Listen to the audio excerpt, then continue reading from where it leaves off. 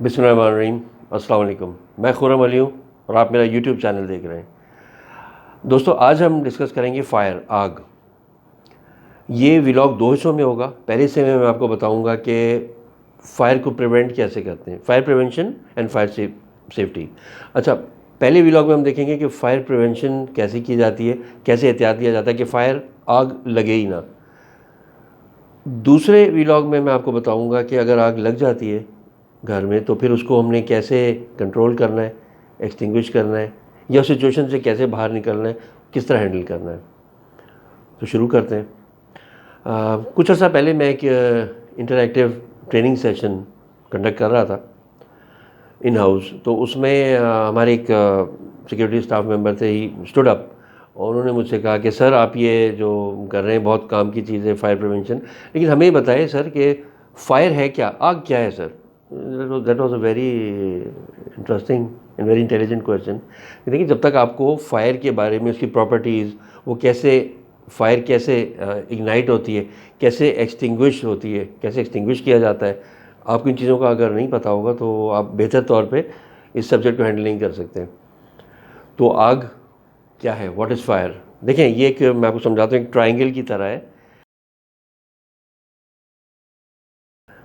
Fuel का एक chemical reaction है, फ्यूल का chemical reaction with required amount of heat and oxygen.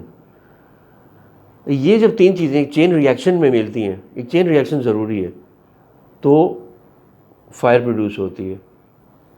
इससे क्या चीज़ें बनती हैं, हीट एंड लाइट। तो ये फायर है, याद रखिएगा। फ्यूल का chemical reaction with required amount of heat and oxygen. चलें, आपको एक बड़ी इंटरेस्टिंग चीज़ बताऊं। फायर अप्रैल के महीने में द वर्ल्ड ओवर सबसे ज़्यादा इस महीने में आगे लगती हैं, फायर लगती है। ये जहन में रखिएगा। मैं आपको ये भी बताना चाहूँगा कि फायर जो है ये सिर्फ माली और जानी नुकसानात नहीं करती। इसके अलावा ये ग्रीन हाउस गैसेस एमिट करती है, जो कि हमारे इन्वायरमेंट के लिए भी बहुत ख़तरनाक है और ह्यूमन हेल्थ के लिए भी बहुत ख़तरनाक है। तो चलें फिर आज टॉपिक की तरफ आते हैं कि फायर प्रिवेंट कैसे की जाती है। अब पहले तो ये मालूम करते हैं कि जी कॉज ऑफ फायर क्या क्या होते हैं। नंबर वन, इलेक्ट्रिकल, जो सोर्सेज है ना इसकी, जिसकी वजह से आग लगती, इलेक्ट्रिकल। अच्छा, इलेक्ट्रिकल फायर जो है जी, इसमें क्या होता है कि फॉल्टी वायरिंग, आपने सुना होगा, शॉर्ट सर्किटिंग हो गई, पूरी बिल्डिंग जल गई, ये बहुत ज़्यादा होता है। अच्छा, फॉल्टी वायरिंग। इसके अलावा तो इसको चेक कैसे करेंगे आप हर 15 दिन बाद, 20 दिन बाद अपनी घर के जितने भी आपके कॉर्ड्स हैं, वायर्स हैं, उनको चेक करें। क्या वो वेर एंड टेयर के निशानात तो नहीं है, कहीं से डैमेज तो नहीं है, कहीं से जली हुई है तो नहीं है, उसका कुछ ऐसा निशान तो नहीं है जलने का। ये बहुत ज़रूरी है, ये आप इसको, बहुत इंपॉर्टेंट है, इसको देखा करें। अच्छा, अप्लाइंसेस आपके जितने भी हैं ना, TV, computers, air conditioners, juicers, जो कुछ भी है, जितने अप्लाइंसेस, उनको जी बहुत ज़रूरी है कि अनप्लग करें जब आप यूज़ नहीं कर रहे हैं। ये नहीं कि वो प्लग हुए हुए हैं, क्योंकि ये भी एक हीट का सोर्स बनती है और आगे लगती हैं इससे। अच्छा, एक और चीज़ है जो हमें अवॉइड करनी चाहिए, जो हम ऑफिसेज़ वगैरह में करते हैं, घरों में करते हैं, बड़ी ख़तरनाक चीज़ है ये ऑक्टोपस कनेक्शन। ऑक्टोपस देखा है आपने कैसा होता है, उसके हाथ होते हैं बहुत सारे। अच्छा, हम ये क्या करते हैं, जो एक्सटेंशंस होती हैं ना, वायर एक्सटेंशन, उसमें हम, अगर उसकी 8 की कैपेसिटी है, तो मैंने देखा है, बहुत बहुत जगहों पे देखा है मैंने, कि उसमें 8 ही आप प्लग्स लगा देते हैं और वो अप्लायंसेस चला रहे हैं और उसमें बिजली हो रही है। ये क्या होता है, ये ओवरलोड होता है, हीटअप होता है और इससे स्पार्किंग होती है, फिर आग लगती है। ठीक है, तो इसको अवॉइड करें, ऑक्टोपस कनेक्शन ना करें एक्सटेंशन, फायर अपना एक्सटेंशन में, वायरिंग में। अच्छा, फिर एक आपको मैं बताऊं कि बहुत ज़्यादा ख़तरनाक चीज़ है कि मैंने देखा है घरों में भी, ऑफिसेज़ में भी, ये आम तौर से होता है कि कारपेट्स के नीचे से लोग केबल्स रन करते हैं। ये तो हीटअप होगी, ज़रूर होगी, और कारपेट को फ़ौरन आग लगती है। इससे बहुत ख़तरनाक इसके कॉन्सिक्वेंसेस भी होते हैं। Okay, one more point, important point, do not over use your appliances. अपने अप्लायंसेस को, टीवी है, जितनी भी चीज़ें, कंप्यूटर्स हैं आपके आपके जो भी चीज़ है घर में एयर कंडीशन, उनको ओवर यूज़ ना करें। मैंने देखा है अक्सर जगहों पे ये होता है जी, टीवी चल रहा है तो वो 12-12 घंटे, 23-23 घंटे चल रहा है और जाके आप सो गए, टीवी ऑन है। इस तरह एसी चल रहा है तो लगातार 2-2 दिन मैंने देखा है ऐसे घरों में होता ही है। वो चल रहे हैं, एसी चल रहे हैं। ये क्या होती है, चीज़ें हीटअप होती हैं और डेफ़िनेटली फिर this is a recipe for disaster. Appliances heat up होंगे, हीट जनरेट होगी, एक स्टेज आता है उसमें आग लग जाती है। तो इसको अवॉइड करें। अच्छा, ये तो इलेक्ट्रिकल हमने बात की ना, इलेक्ट्रिकल सोर्स है उससे जो आग लगती है, ठीक है जी। अब हम आते हैं किचन फायर्स की तरफ। It's very important, kitchen fires और बहुत ज़्यादा होती हैं, बहुत घरों में किचन फायर से ही असल में आग लग जाती है। ख़वातीन के लिए एक एडवाइस है, do not leave the stove unattended. आप कुछ बना रही हैं, कुछ आपने रखा हुआ है पकाने के लिए, आग जल रही है, अनअटेंडेड ना छोड़ें। ये होता है कि जी जाके सो गए, अभी 15 मिनट है, फिर आके देख, no, do not leave the stove unattended. ठीक है, उसको हमेशा नज़र रखें, वहीं खड़े रहें, जब वो कुक हो जाए तो उसको उतार दें या सामने बैठ जाए, आपकी नज़र में हो। किचन में जो गैस होस पाइप होता है उसको ज़रूर चेक करें, हर चौथे पाँचवें दिन उसको चेक करें, कोई लीकेज तो नहीं है, this can lead to a big disaster. Kitchen में जो चीज़ें पड़ी होती हैं, जैसे आपका टोस्टर है, माइक्रोवेव ओवन है, इलेक्ट्रिक ओवन है, जूसर, ब्लेंडर, जो चीज़ें, इनको अगेन अनप्लग करें, जब यूज़ हो जाए अनप्लग करके रखें।